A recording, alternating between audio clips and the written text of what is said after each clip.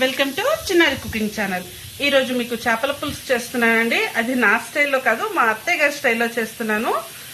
చాలా టేస్టీగా ఉంటుంది. మీరు ఒక లుక్ వేయండి. చేపల పులుసుకు కావాల్సిన పదార్థాలు ఇవేనండి.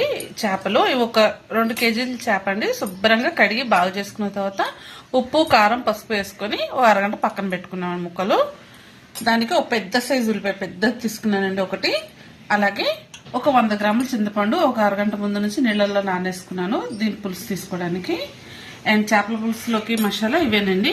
ధనియాలు ఒక 2 స్పూన్స్, జీలకర్ర 2 స్పూన్స్, కొంచెం అల్లం ఇవేండి. చెక్క లవంగ గసగసాలు ఎండుకు ఇవేమి నేను వేయను, జస్ట్ ఇవే మసాలా. ముందర ఈ 4 ఇంగ్రీడియంట్స్ ని మంచిగా పొడి కొట్టుకుందాం. ఫస్ట్ మిక్సీ పట్టుకుని వద్దాం.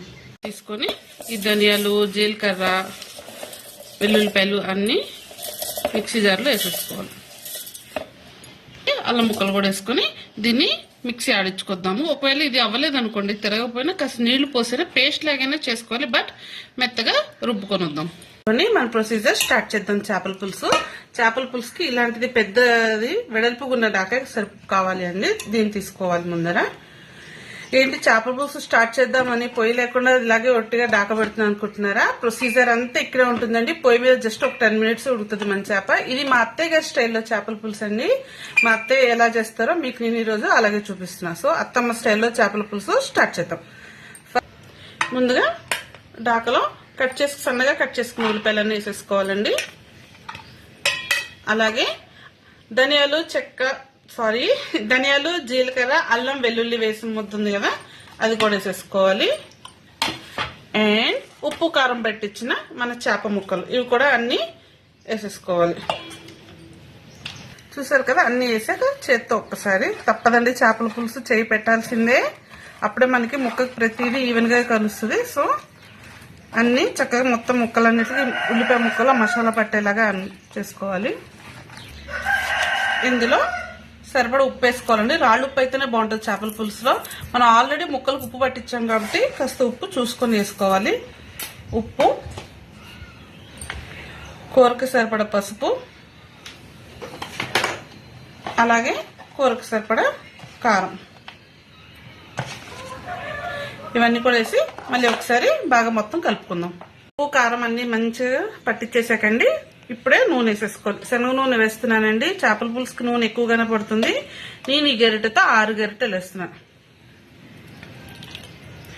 నూనె ఉంటేనే టేస్ట్ అండి నాన్ వెజ్ కర్రీస్ కి. సో అందుకని 6 గరిటెలు వేస్తున్నా. మళ్ళీ ఇంకొకసారి చేత్తో మొత్తాన్ని కలుపుకోవాలి. అండ్ ద లాస్ట్ ఐటమ్, ఇందాక చెప్పాను కదండి, 80 నుంచి 100 గ్రామ్స్ చింతపండు నానేసుకుని దాంట్లో తీసుకున్న పులుసు. కొంచెం పుల్లగా ఉంటేనే బాగుంటుందండి చేపల పులుసు. సో వేసేసుకొని ఒక్కసారి మొత్తం. ఇప్పుడు ఉప్పు కావాలన్నా, ఉప్పు సరిపోయిందో లేదో, కారం ఏదైనా సరే మనం ఇప్పుడే చెక్ చేసుకోవాలండి. వన్స్ పొయ్యి మీద పెడితే ఇక 10 మినిట్స్ మన కూర రెడీ అయిపోతుంది. సో మొత్తం ఈవెన్ గా ముక్కలన్నిటిని సెదరేసేసి దీన్ని ఇలా తీసుకుని వెళ్ళి పొయ్యి మీద పెట్టడమే.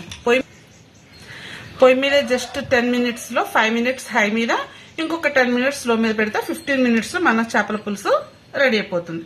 సో పొయ్యి మీద పెడదాం. చేపల పులుసు పొయ్యి మీద పెట్టాం. హై మీద జస్ట్ ఒక 5 మినిట్స్, హై మీద ఒక 5 మినిట్స్ పెట్టుకుని తర్వాత కలుపుకుందాం. గరిట మాత్రం అస్సలు పెట్టకూడదండి. మూత పెట్టి ఒక 5 నిమిషాలు హై ఫ్లేమ్ మీద పెట్టుకుందాం. 5 మినిట్స్ అయింది. కొంచెం హై మీద నుంచి తగ్గించాను.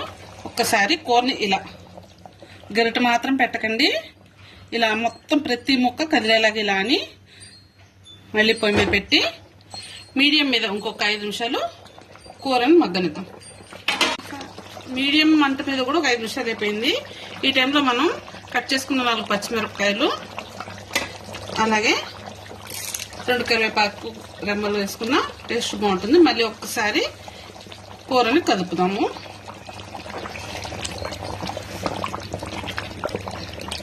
పర్ఫెక్ట్.